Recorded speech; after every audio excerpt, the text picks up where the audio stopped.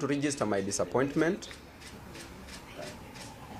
and the contempt with which the government is treating her citizens.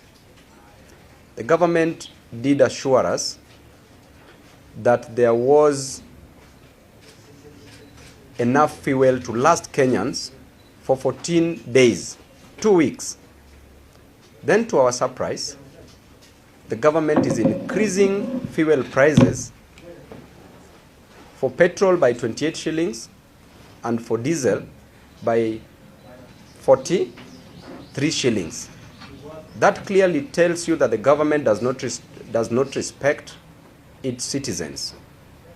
We as leaders, we cannot sit and watch the oppressors, who are the government, frustrating Kenyan citizens. They did tell us that there was resignation of some of the officials from the ministry, and even the DG EPRA did resign, PS did resign, because we were told that they were involved in fraudulent activities that was acquiring fuel which was going to be adulterated. And that fuel was going to be increased by 14 shillings. Today, to our surprise, the government is increasing fuel by 28 shillings petrol and 43 shillings diesel. It means that even that 14 shillings, the one that was adulterated, would have been better, because it was only going to increase by 14 Kenya shillings. I want to tell Kenyans that increasing fuel prices means increase in cost of living. Cost of living has been a major issue of concern. Kenyans don't have jobs. Increasing fuel means that the transport cost is going to increase, therefore Kenyans are going to be overburdened. It means that anything that is capable of being transported, from fertilizer to anything that is helping in agriculture, is going to increase. What does that mean? That an increment in transport cost is going to be taken care of in the final product, which is the food that is going to be sold, or a good that is being produced. And therefore it means that when you increase fuel price, you are going to automatically increase the cost of food in our nation. When you increase the cost of food, then the high cost of living that we were running away from, the cost of flour, cost of unga, cost of mboga, cost of any other thing that is capable of being transported and or eaten, is going to be increased. So a normal Kenyan, the disposable income is not going to be increased. Therefore, these Kenyans are going to be overburdened. Why should the government treat her citizens with lots of contempt? Increasing cost of fuel will further increase the cost of electricity. There is part of electricity in our country that we generate by use of thermal power plants. And in these thermal power plants, we use fuel in these plants. The moment you increase that cost of fuel, it means that the cost of electricity will increase. Increasing the cost of electricity is going to overburden Kenyans. Increasing cost of electricity is also going to increase the cost of production in various factories. In various factories where there is manufacturing.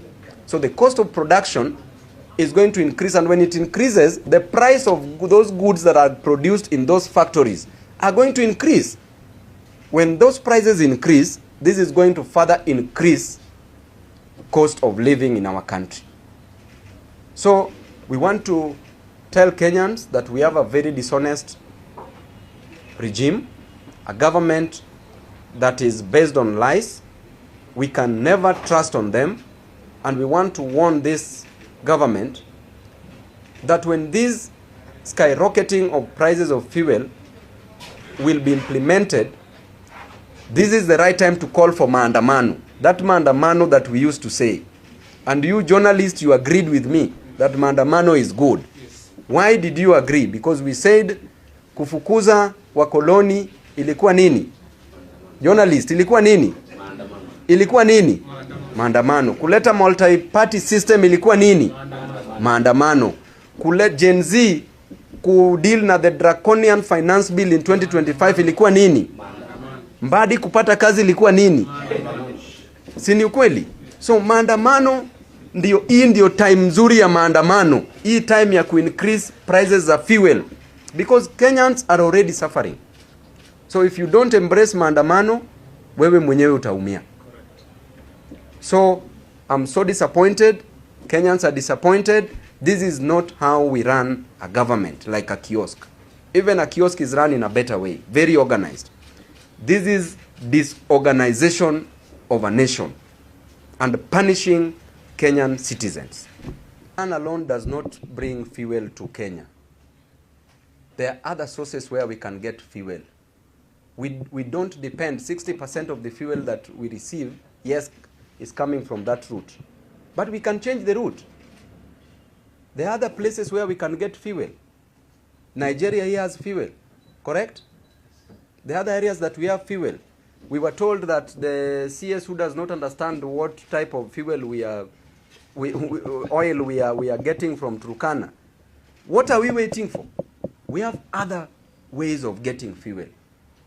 And we want this government to cushion.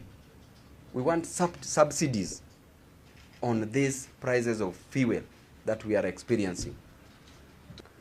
Time frame, we are going to communicate. The moment we give an ultimatum, it must be implemented. So Kenyans, be ready from wherever you are. Ukiwa uko Western, kuwa tayari.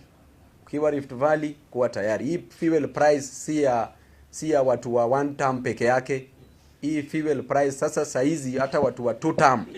Niambie kama uko na mahali penye unanunua fuel at a cheaper price. The party that I represent is Linda Mwananchi, and it is talking now. I don't know which other party you are talking about. My brother, we are in Linda Mwananchi.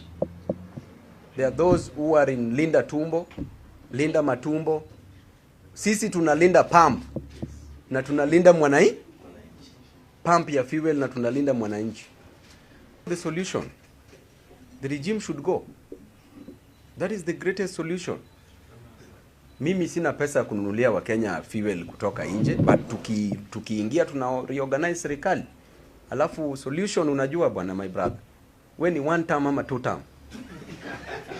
Wewe pia jibu swali langu.